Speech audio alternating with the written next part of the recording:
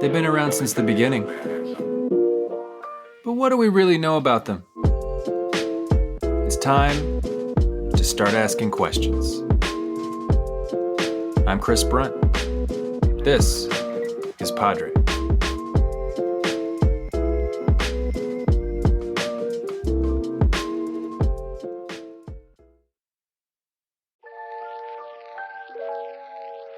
Welcome to the show, everybody. I'm your host, Chris Brunt, and this is issue 1 of the PODRE Review, the newest and most important venue for literary discussion in, so far as I can tell, the entire world.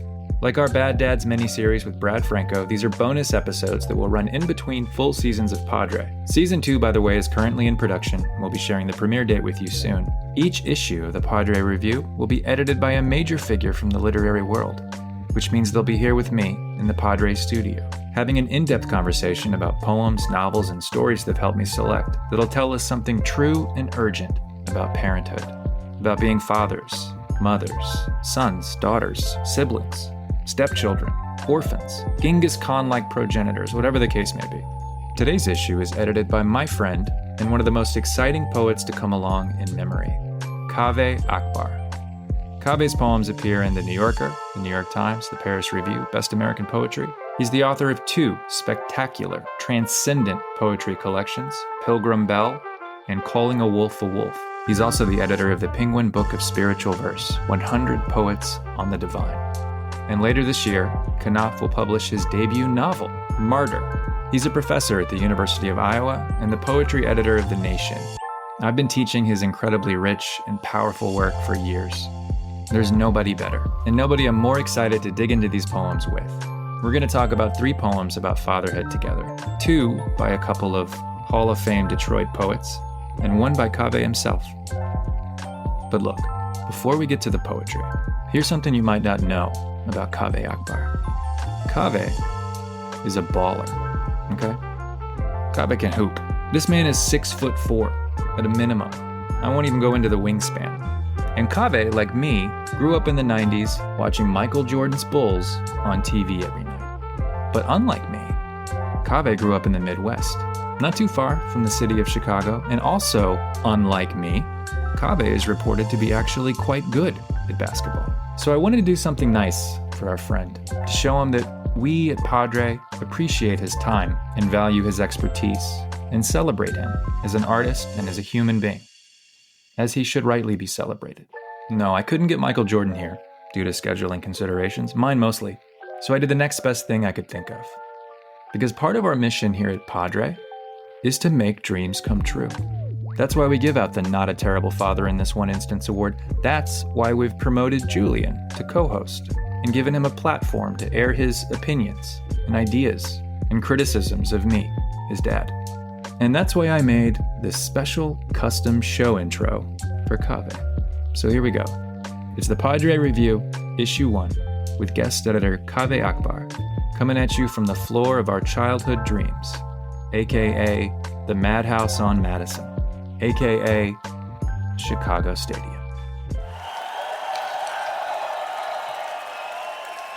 Good evening, ladies and gentlemen, and welcome to the #1 parenting, poetry, addiction, recovery, and culture podcast in the world.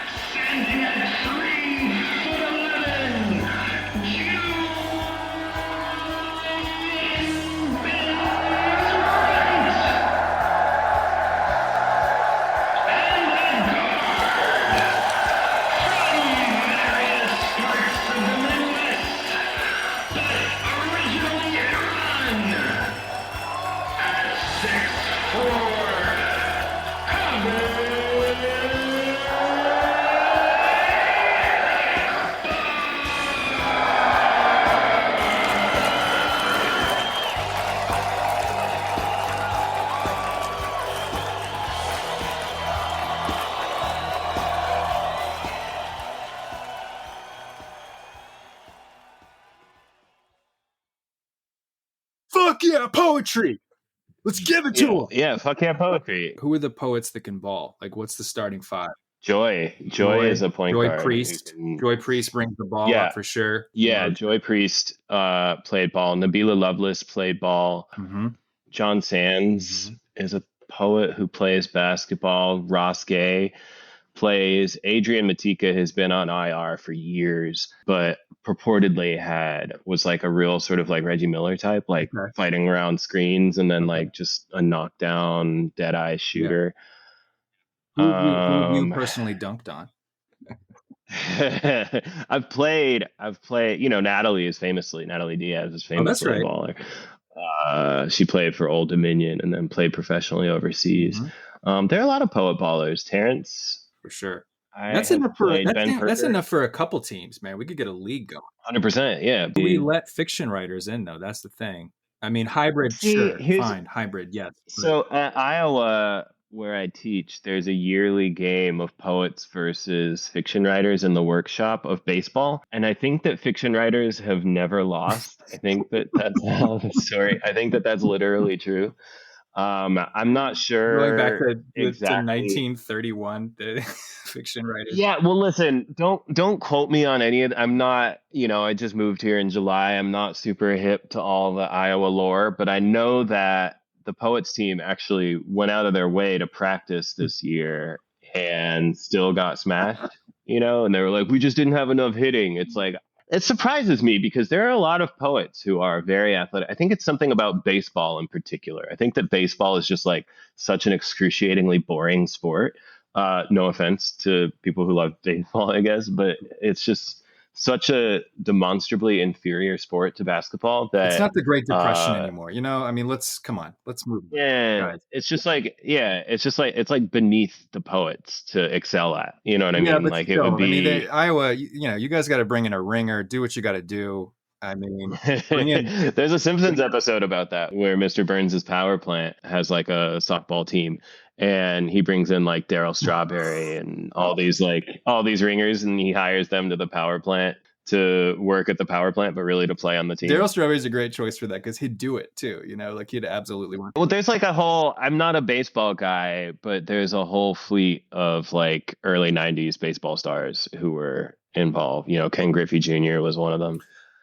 I thought today we would talk about three poets, Kaveh, who all three of them are near and dear to my heart.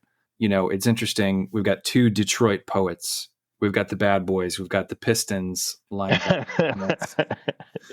against the starting guard here, Kaveh Akbar himself. So we don't want that tension to seep in here into our reading of the poems. I want to put that on the table first. I won't hold it against the Pistons. And actually, in all realness, I was a Bucks fan growing up, and so you're a Bucks guy, right? I mean, and so both the Bulls and the Pistons just beat the crap out of my beloved like Glenn Robinson, Sam Cassell, Ray Allen Bucks my whole childhood. Baby. Because it was like the Jordan Bulls, and then it was like the Ben Wallace, Chauncey Billups Pistons, and so between those two teams, you're talking, and they're all in the same Central Division, right? And so you're talking about like two of the biggest childhood bullies for me. But now it's your time. You're a Bucks fan. You're right. You're walking in tall cotton. You're fine. No walking in tall cotton. You have Giannis. Okay, So poet number one is a good friend of this podcast, Hayan Charara. It's from his new collection, newish, most recent collection, These Trees, Those Leaves, This Flower, That Fruit. I read that as a PDF for the first. I think I wrote some words for the cover. You're on the back of the book here with Diane Seuss. Recently. Yeah, me and Diane, two peas in the pod. Prize. Yeah, it's like one of those like. One of these things is not like the others, but no, I love Hayan's work. I think that he's very like, he doesn't bang his pots and pans about himself very much, but I think that he's quietly one of our best. One of the best. And he has so many great dad poems. It was so hard. You and I were going back and forth over text, like this poem, this poem, this poem. He has so many amazing poems about his father, about his, just sort of like what we'll call today dad poems, but also about being a father himself, right? He's got two beautiful children. And he's just, this is one of his great subjects. He's got this poem about his dad hitting a guy with a car that I wish that was here on the list today too. But We'll just have we'll a start with separate Hyan this. Shuara fan cast after this one. Absolutely. So this is Ode on an Abandoned House. Wind and rain. Here are the keys to the house. A missing door, 2 broken windows. Birds? For you, a room with a view. The bedroom, which once held the moon and stars, out of sight. Ants and worms, such sad witnesses. The grass uncut and the yard overgrown are again yours to inherit. And you, the leaves whirling across buckled floors. Please take my father's voice, whispering. May you live forever. May you bury me. Beautifully read.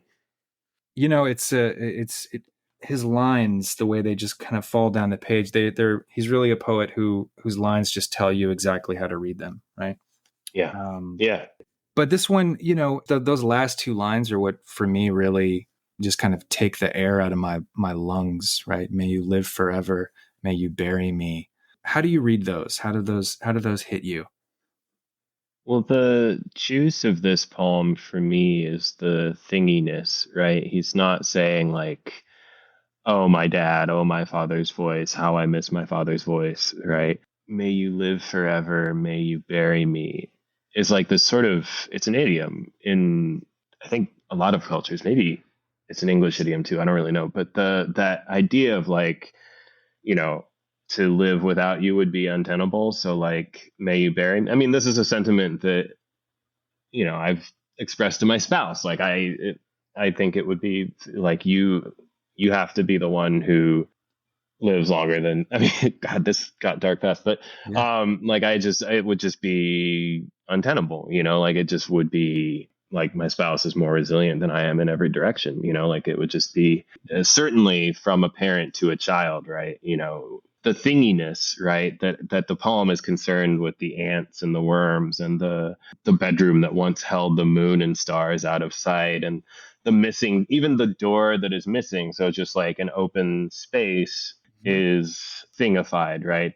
A missing door, right? It's like almost like apophatically invoked, right? And it's The all door. decrepit. You know, it Yeah. should be very, very sad, very melancholy imagery, right? Here's this house just falling down. And I Yep. get a sense that this is the speaker's childhood house. You know, this is the house that 100%. they grew Yeah. up in, right? And yet it doesn't really have that music. It doesn't have that tone maybe because of the address, because we're giving it back to the ants and the Hmm. worms, we're giving it back to the grass. The Hmm. speaker feels very much at peace with this process of this thing is fucking falling down. And that's, And I like too the way that may you bury me, since you is the pronoun used to address those things, right? The wind and the worms, etc.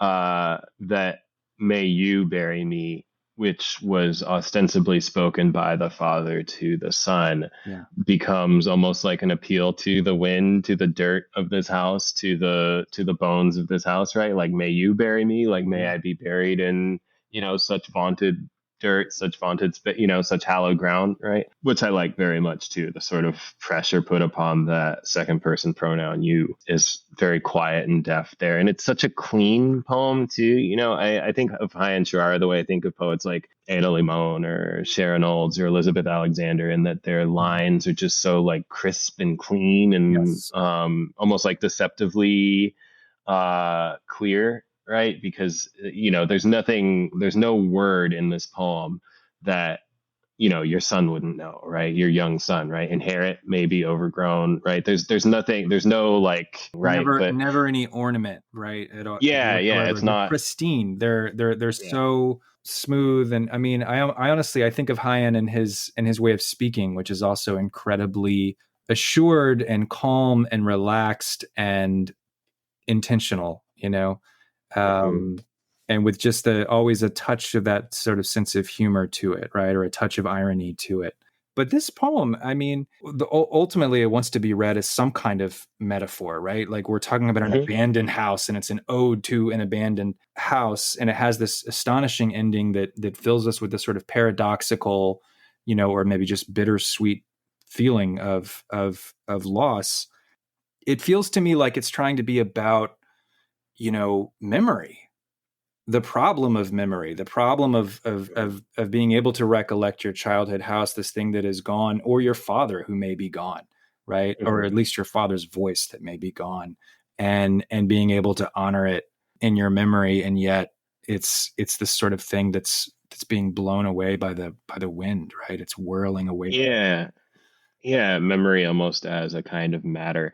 Do you know, sorry, I'm going to be really poety for a second, but Rilke's Ninth Duino elegy, I don't know them by number, so which Duino we talking pretend about? which Duino are we talking about? Give me 2 seconds to pull it up, and then you Yeah. can edit it as if I'm just pulling this out of. I'm also going being to edit completely. out the part where I go, no, which one is? And you're like, yeah, the one where you Oh yeah, and you just quote it from memory. Yeah, no, perfect. in German, yeah.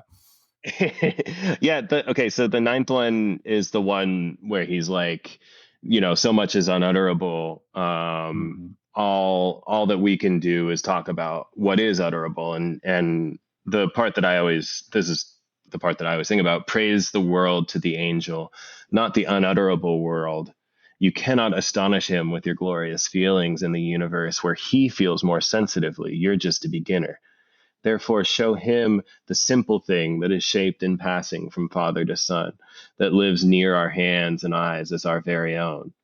Tell him about the things. He'll stand amazed as you stood behind the rope maker in Rome or the potter in the Nile. Show him how happy a thing can be, how blameless in ours. Right. So, I mean, just the idea that like you're not going to impress an angel with your ideas about the ineffable, with the unutterable, right? But you can impress an angel with like a decrepit house, right? Because like the thingness of the decrepit house, right? The thingness of that door frame missing its door, right? Like that's what we have to show, right, for ourselves, right? Is this, is our gunny sacks full of things, right, that we carry around with us. Even if we don't even have it, what we have is the memory of it. What we have is Yeah. the poem of the memory of it, right? But again, that's what I mean, like as a poet myself, as a creative person myself, that's what interests me most is when an artist is able to strain their medium in order to allude to that which the medium wasn't built to accommodate, right? Which is to say, if you took a picture of a house, you could draw that house pretty faithfully from that picture, right? The Well, you dimensions and would I all be couldn't, but you and I couldn't because we're could. both Yeah. bad drawers, as we've established, right? But one could, an architect could look at a photograph of a house and pretty reliably recreate a house that looks something like it, right? If I just described a house to you, it doesn't matter like how actuarial I get, right? If I'm like, the bay windows are 5 feet tall, but whatever. I don't know what a bay window is, but They're the big pretty ones you can sit inside, where they kind of the ones with the little like reading. yeah, they go out a little bit so you can kind of get Oh, up in cute. there. Yeah, Yeah. yeah, yeah. I guess I do know what a bay window is then. Um, but like I think that language can only give you metaphors, or I can say like this is what the house was like, right? Whereas a photograph is really good at saying like this was the house, right? And the way that Hyen's poem is sort of pouring language around the absence of the house, right? And revealing the mold, right? Or it's like flour thrown on a ghost, right? Like we're Yeah. sort of seeing the shape of the house that once was, right? Even though he's really only describing absence. And that's the thing that interests me often most in art is when the medium is being sort of deployed against a silence or against an absence to give the silence or absence shape. And it's so perfect too, because what the father is expressing here, or what the son is remembering or imagining the father expressing, is a kind of impossible thing, right? This impossible wish that we have to keep each other, even after death. May you live forever. May you bury me. One of those is far more likely than the other. Yeah. Yeah, but it's that, if I could have this, then, Mhm. then that's a fate that I can accept. Right. Well, and I mean, like, what is it? I'm not a father, right? I have a puppy that I adopted and three cats, and that's, but what is it to? I'm going to have you back on with Himanshu, and we're going to do like a dog father episode. I Right. can't wait it. Can't wait. We're gonna be great. Uh, what is it to create life knowing that the best case scenario is that it lives richly and then like dies in 80 years or 90 years or whatever? Yeah. I Like mean, like just knowing that there's a terminus for the thing that you're creating.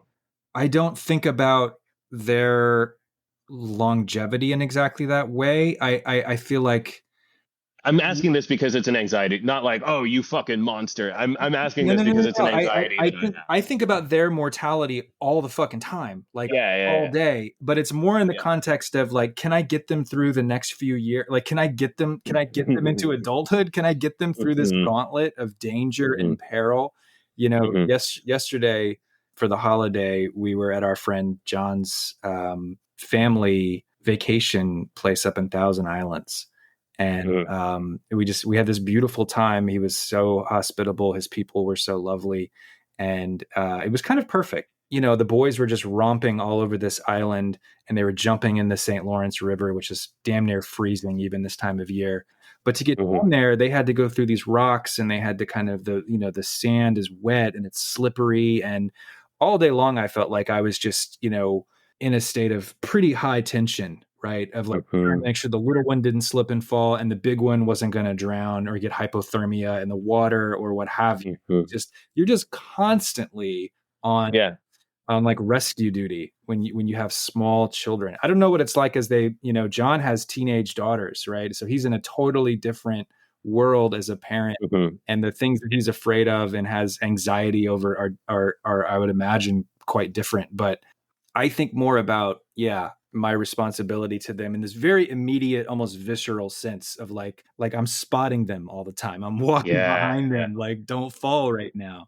So you're governed more by the kind of acute crises than I mean, it's all sort of abstract for me because I don't have an actual and this is so much like recovery just broadly, right? It's like it's all abstract for me right now because I don't have an actual child about whom to worry, right? But for you, it's acute and hourly and minute to minute. And Yeah. so you're not focused on the endless reprocessing of the big existential thing because But I you do have think the about their acute. childhood as this thing that's like happening right now before our eyes, Mhm. and yet only gets to happen once. And so I Yeah. put a lot of pressure on myself for that, right? Like, don't fuck it up, man. They only get one Yeah. of these. Don't traumatize Yeah. them today. Yeah. That friend of mine who he's the one who's we have each other's number memorized so we can call each other from Uh-huh. jail. He's got two little girls, and his big thing is, his sort of mantra that he tells himself is just don't be the reason for their childhood trauma today. Yeah, that's his 24-hour Yeah. a day.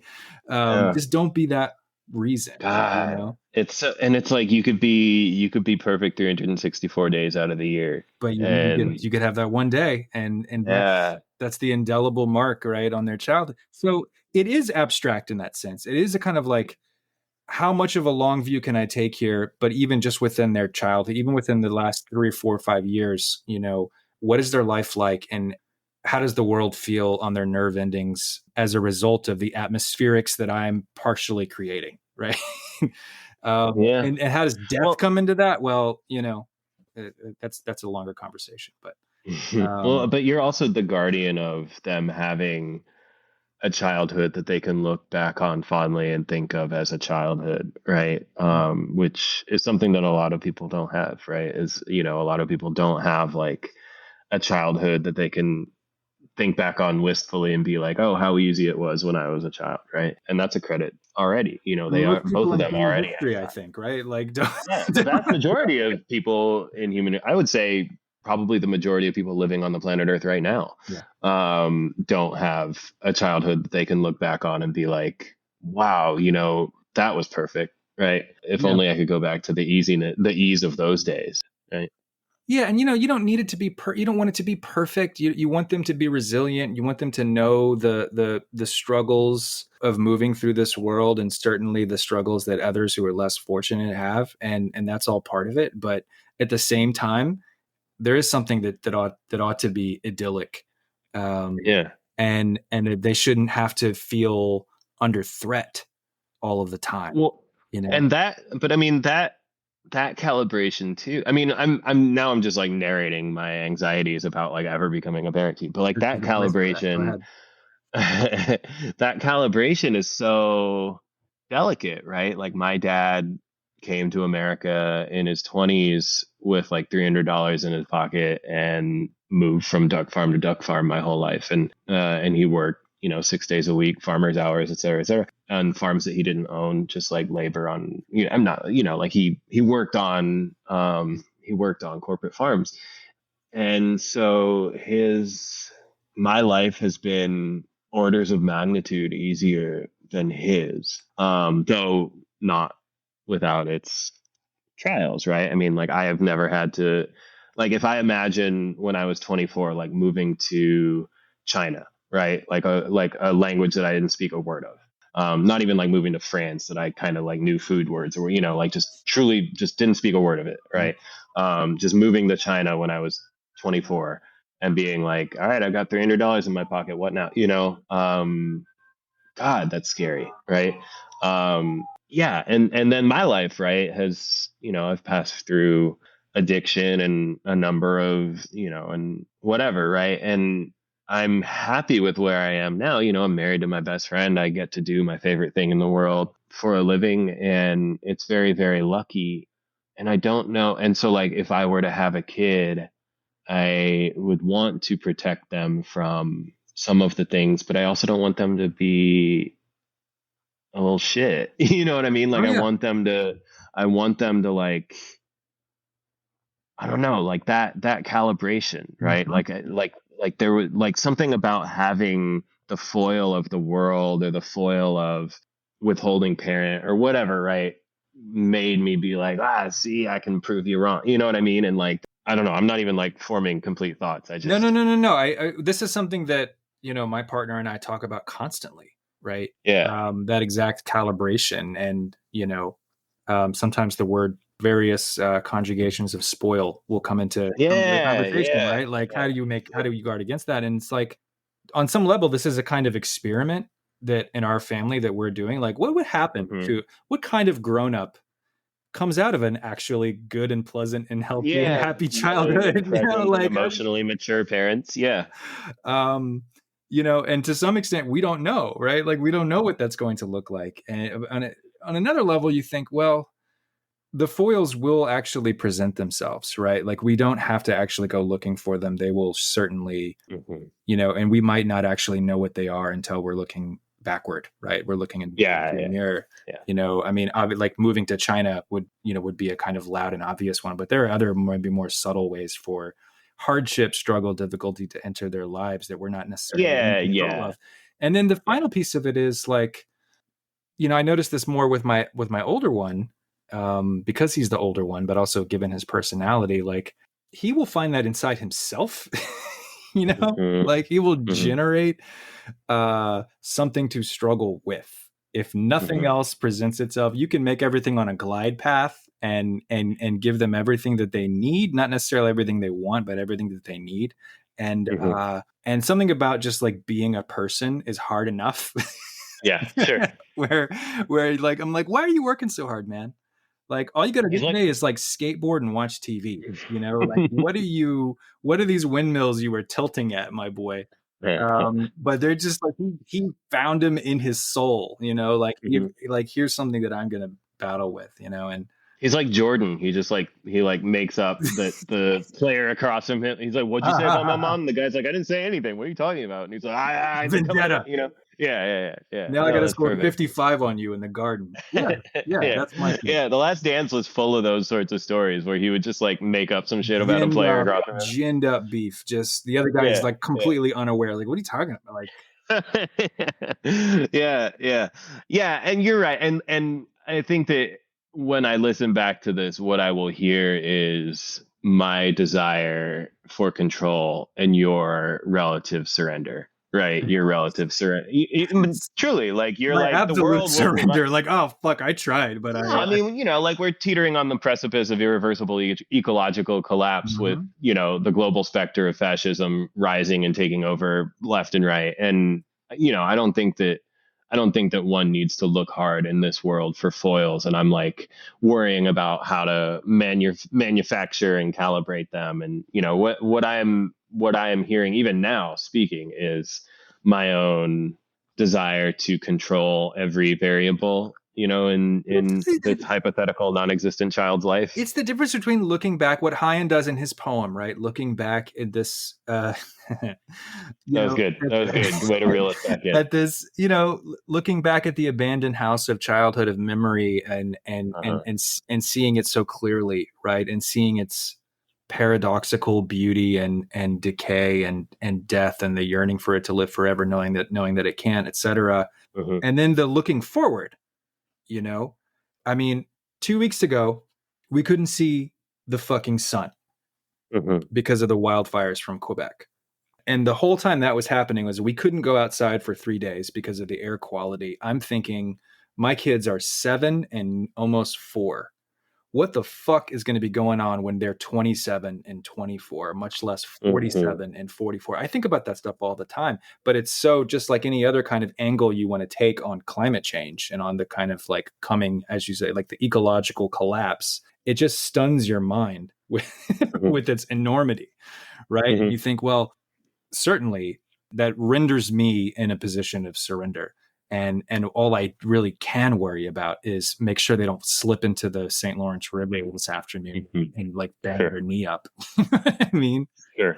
Yeah. oh, Yeah. Yeah. Well, and I think too, I mean, and this is off topic, but, or semi off topic, but I think too, one of the greatest hustles that late capitalism has pulled on us is the idea that this is all like individual responsibility, right? Like this is like your and my fault for not using metal straws our whole lives, yep. as opposed to, industry producing like 90 whatever percent of the world's pollutants and the world's carbon, et cetera, being produced by like the 8 largest manufacturers, et cetera, and Monsanto, et cetera. You know what I mean? Like the Yeah. idea that it's like because you and I haven't been like rinsing out our aluminum cans enough, which We we just still threw do, that we cat do. food can right in the recycle bin without even rinsing Yeah, it. It's gross to yeah. rinse. I don't want to Like, rinse it. yeah, it's your fault that the turtles are dying, But but it's meanwhile, like, the recycling truck's not even going to the recycling center anymore. It's which just is, dumping it behind fucking town in a which is field. literally which is literally what happens to 90+% of it. But my spouse and I still, we rinse our cat food cans, and we've talked about this, and it's like,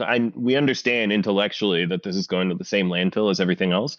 But there's something about the ritual of the rinsing that it takes us out of our day, and it reminds us that we are connected to an earth that is inflected by our behavior, and whether this specific behavior is helping that or not, it's at least making us mindful in that moment, which carries over into everything else. It's just basically how prayer works in my life too. It's like I pray for my mom's health or whatever, and then I call her and make sure that she's taking her medicine, et cetera. Right. I mean, that's my understanding of how prayer works. But speaking of houses of childhood memory, transcendent Detroit poet of the mid 20th century, Robert Hayden, has something to say about that, doesn't he, Chris? He does comment, and that was also an excellent segue to your poem, which we're going to talk about Oh, in sure, just a sure, sure. minute. So, not to give Robert Hayden short shrift, but we're gonna read this poem and then move to yours.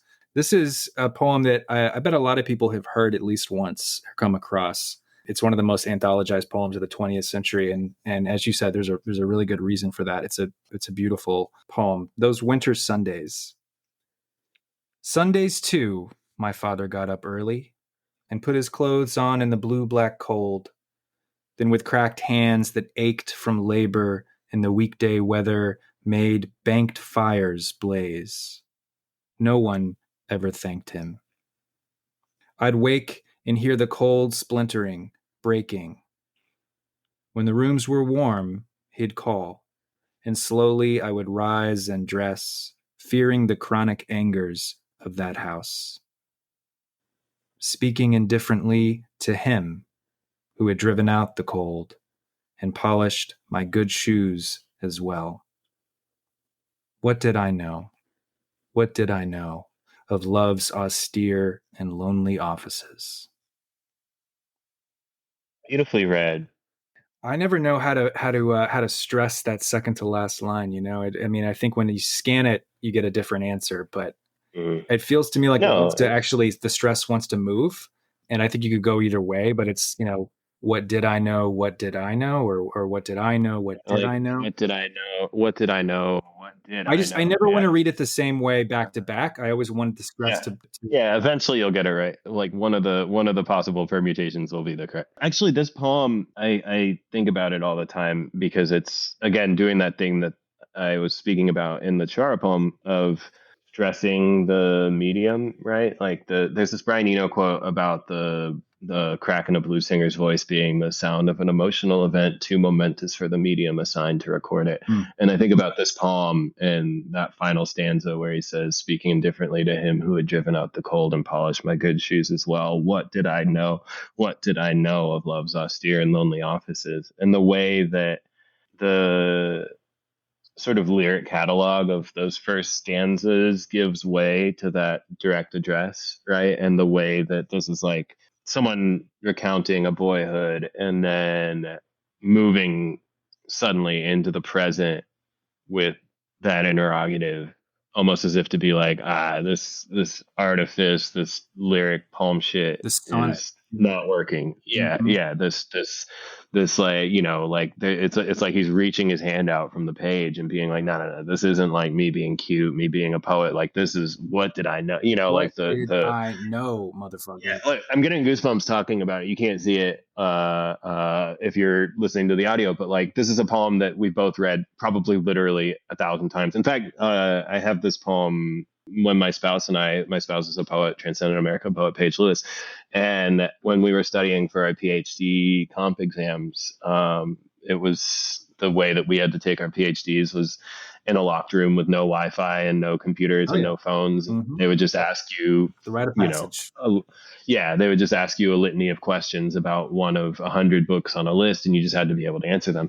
And so we spent those 2 years just taking long walks, memorizing poems together, which is something that Paige is extraordinarily good at. And like as good as Paige is at it, I am that bad at it, right? Like no, for real, No, for real. I suck. Like I can song lyrics. yeah, I'm an encyclopedia of song lyrics, yep, movie quotes. It's embarrassing how many movies I can yeah, quote from beginning to end. yeah, Poems, because they're written artifacts that are sitting there on the yeah. page, they will not go in my brain. They won't stay there. Yeah, it has for me it's like Paige is such a obsessive looker. Like when they look at a bird, like they don't just see a bird, they see like a red-breasted robin with like a little bit of white on its left foot and like its right wing is kind of crooked, right? Like they see I'm like, oh look, there's a red bird, and Paige is like, Yeah. yeah, that's the robin with the white foot that I've been telling you about. You know what I mean? And so they would always memorize these poems within the first, if we were doing this poem, Paige would have it memorized in a half hour. And then we'd spend the next hour and a half with them just teaching it to me. Right. Which of course just reinforced it for them.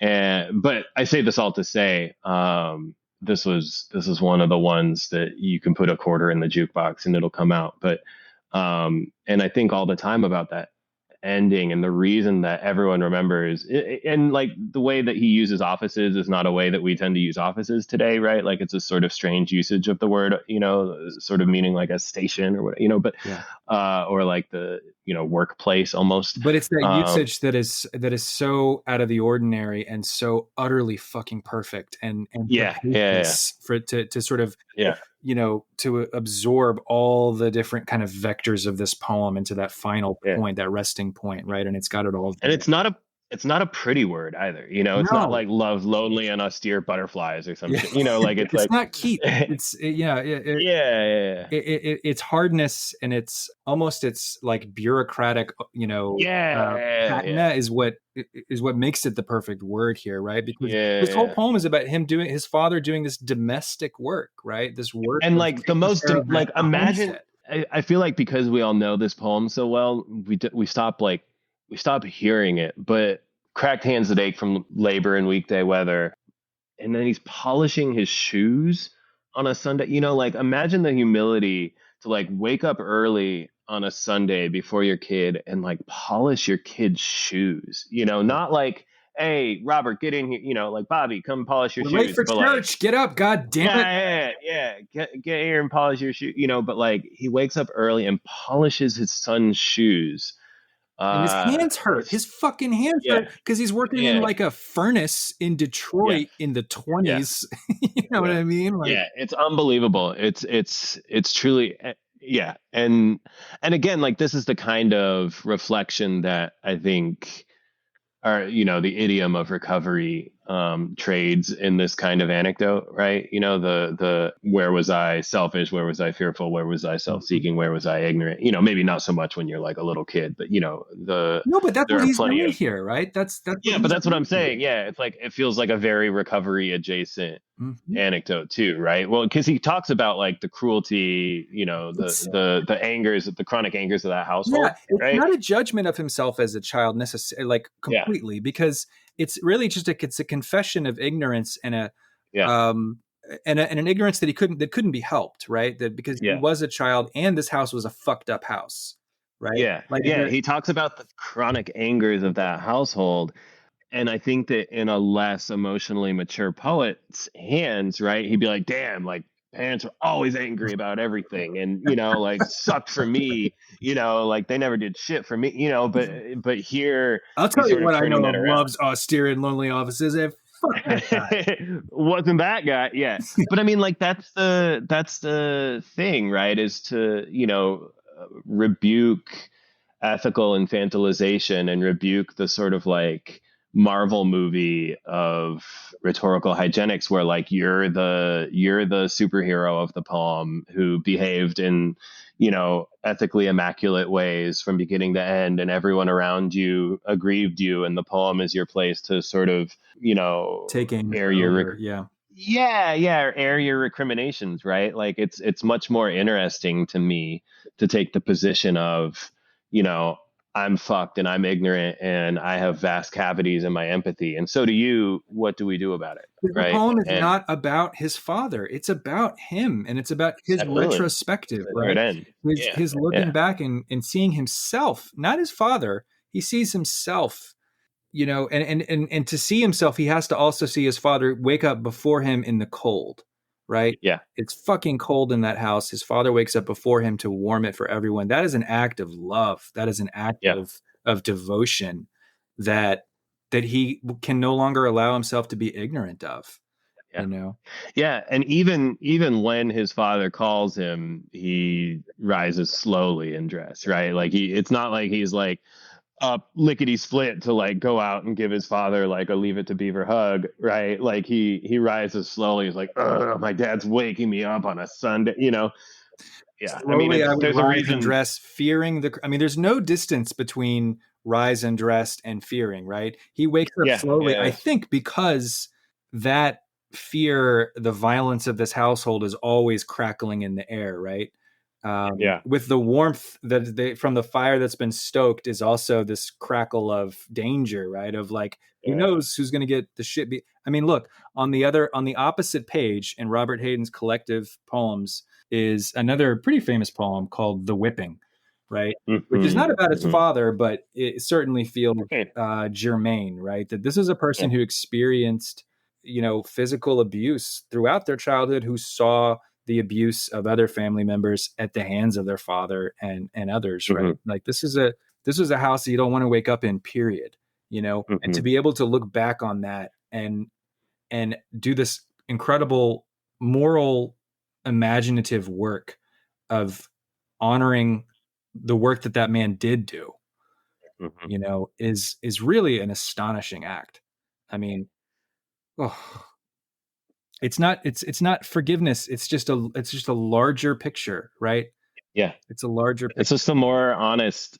It's a more honest picture, Yeah. right? It's just more honest than he was an ogre or he was a saint. Yeah. Okay, Kaveh. We'll close with one of my favorite poets from his debut collection, Calling a Wolf, which is a book that I love so much. I teach it every semester at this point, really. I was going to say every year, but I think I end up teaching it every single semester. And one of my favorite poems in this book, which is called Learning to Pray. And Kaveh, if you would, let us hear what this sounds like. Yeah, and thanks so much for having me on the podcast, Chris. Absolutely. Thanks for being here. Yeah, it's my luck to get to chat with you for any amount of time about poems in life. So, yeah, this poem is called Learning to Pray. My father moved patiently, cupping his hands beneath his chin, kneeling on a janamaz, then pressing his forehead to a circle of Karbala clay. Occasionally, he'd glance over at my clumsy mirroring, my too big Packers t-shirt and pebble red shorts, and smile a little, despite himself. Bending there with his whole form marbled in light, he looked like a photograph of a famous ghost. I ached to be so beautiful. I hardly knew anything yet, not the boiling point of water or the capital of Iran, not the 5 pillars of Islam or the verse of the sword. I knew only that I wanted to be like him, that ply-lit stripe of father, mesmerizing as the blue-white Isnik tile hanging in our kitchen, worshipped as the long, faultless tongue of God.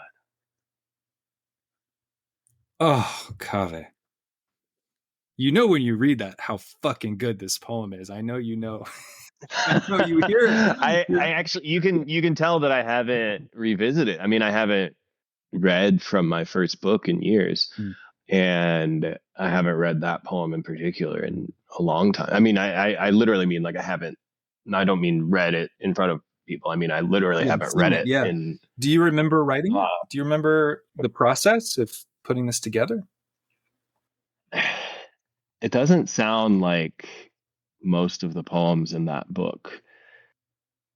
I don't remember writing it, to be honest with you. I wish that I had like a quippy story, you know, like I was struck by a Olympian thunderbolt and out came this poem or something. But well, maybe that's kind of what happened, and that's why you don't remember it. Yeah, maybe. Well, it's one of those poems, you know, and you have the, you know, I've read your incredible work as well, and there are poems that just sound a little bit out of your own idiom, and it's almost like those are just the sort of freebies, you know, like you have the punch card that you get. I don't know, I'm speaking in the second person.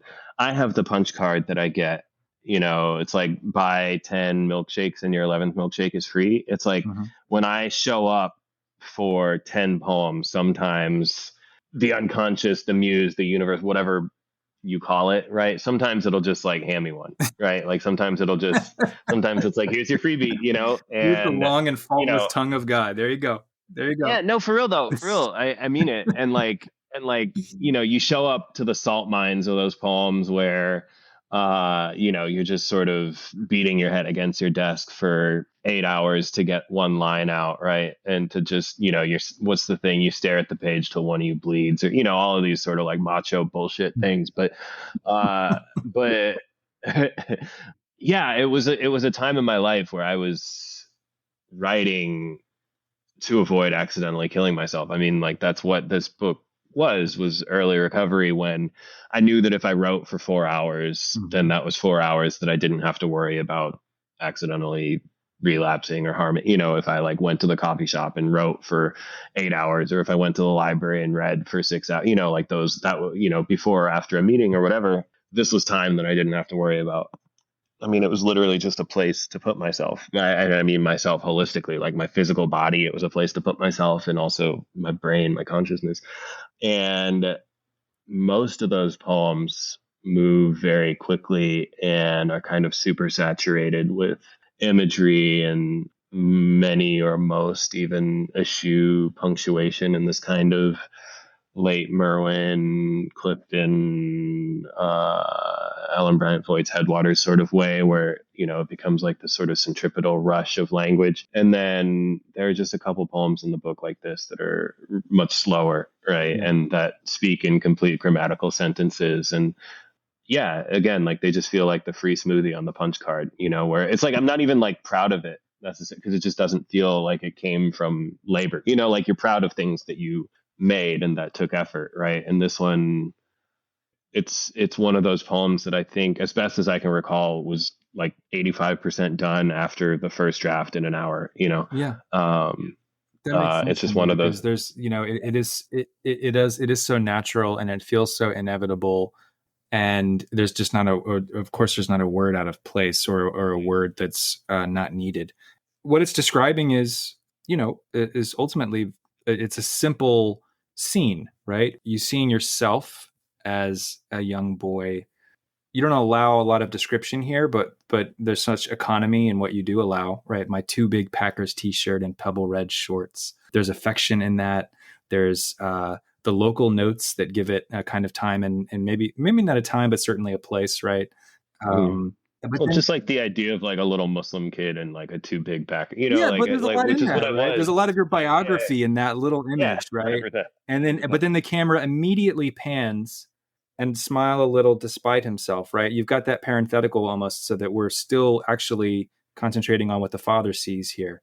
Mhm. But the miracle of the poem is that you never really go into his point of view or even try to Mhm. speculate as to what he's maybe thinking or feeling, right? It is a poem about you as a child, or looking back at you as a child. I ached to be so beautiful. I hardly knew anything yet. It's this tension between your desire and knowledge or the lack of knowledge, right? What knowledge can't Mhm. give you,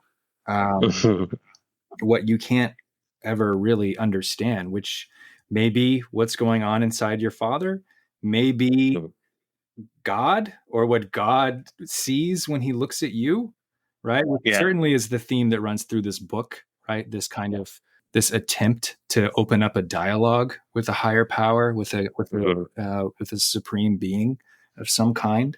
I Um, saw somebody criticize that book one time as saying it was like just a book of my daddy issues with God.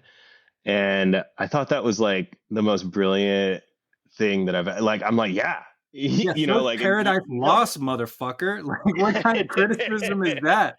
no, I was like, I thought that was like such a beautiful way. Like, I wish that I had come up. You know what I That's mean? the I wish that I jacket had come up. copy. Yeah, because I don't remember. I feel like it was just like a Twitter egg, who said it, That's some real like good just like an reading. unattributable. Yeah. But it was like it was so I don't read my I that like I even I'm not that masochistic, but and I'm I admit to reading. I'm happy to admit that I read all of my reviews exactly once. All of the reviews that cross my path, the good ones and the bad ones. I think that they're interesting usually. Yeah, that daddy issues with God, I think about that all the time. I think it's so good. I mean, when I was a kid, I literally thought my dad's umbrella caused the rain, because when he would grab the umbrella Yeah. when we would walk outside, it was raining, and like, and it's like, and he talked to me about God and stuff. I mean, is it like this? I don't know, and you don't have to share on this if you don't want to about how you talk to your kids, but like, I imagine it's like this for a lot of little kids, right? Is like, especially maybe not so much in your home, but in our home, my dad was very much like the center, the sun around which everything orbited, Mhm. right? So, when someone was describing like a masculine, all powerful deity who knew everything about me and controlled everything, I was like, oh yeah, Yeah, I I met got him. one of He's like those. in the other room. He's Yeah, right here. yeah, you know what I mean? Yeah, he's like watching the Bucks game in the other room. You know what I mean? Like, yeah, you know, Yeah, it doesn't require and a lot of like theological imagination. Right? Just like fucking dad. yeah, Yeah. that's what I'm saying. Yeah, and so and even as I grew older, the closest human, the way that for Borges the Sahara was a good approximation for infinity, though of course there aren't infinite grains of sand in the Sahara, but like to the human mind, it's about as close as you can come. Mhm. For me, my dad was like the closest I could come to imagining an all-powerful alpha and omega creator, right? Yeah, I think that started as early as the experience that I'm describing in this poem. Yeah, well, it reminds me of my other favorite line in this book, which runs through my head all the time, which is, I think it's the last line of the book. It's the last poem in the book, and you're addressing an idea of God, or you're addressing God, and you say, "I'm almost ready to show you the mess I've made," which is certainly merging then finally that paternal kind of role with an idea of God here, right? And again, Yeah. like returning yourself to a childhood perspective, right? Like it's opening the door to your kid's room, right? And like here it is. Here's the mess, right? Here's my life. Here's my soul. Here's what I've done with what I've been given. And there's that air of Augustine in it too. The Augustine said, "Grant me chastity and continence, but not yet." You know, like that idea of like I'm almost ready. Like I'm still gonna like do a little crayon on the walls over here, but like I'm almost ready to show you. Yeah. Kaveh, but speaking of last lines, I just worshipped as the long, faultless tongue of God. I think only Charles Simic would be in the conversation with being able to write a line so perfect in its balance and it's a supernatural thing that you're describing, and yet it feels so immediate and visible and right here. It's the proximity to this figure of your father in the midst of this ritual and this kind of it's otherworldly, and yet you're in your living room, right? We can see your living room. We can see the Packers shirt and the red couple shorts.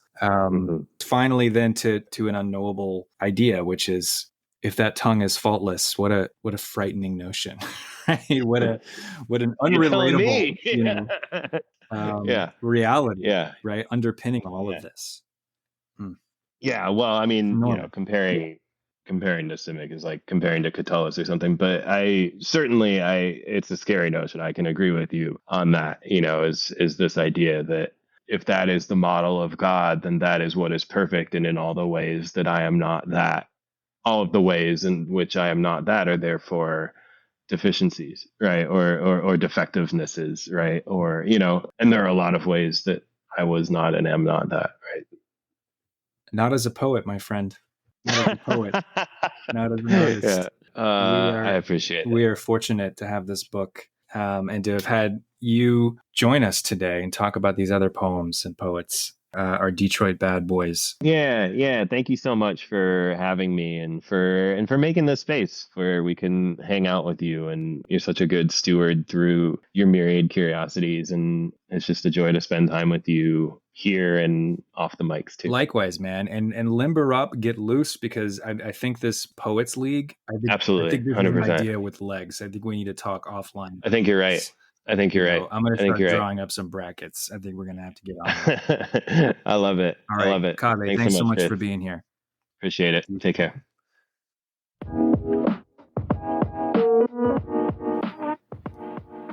That's all for the show today. Thanks to Hayan Chirara and the late, great Robert Hayden for writing gorgeous and meaningful poems. Thanks, of course, to our guest editor and starting guard, Kaveh Akbar. And thanks to you for listening. We'll be releasing another action-packed issue of the PODRE Review soon. And there's even more Bad Dads with our friend Brad Franco on the way. It's an embarrassment of bonus episode riches here at PODRE. Please subscribe to the pod wherever you listen and leave us a nice review. Help us move up the charts. Until next time, sweet lovelies.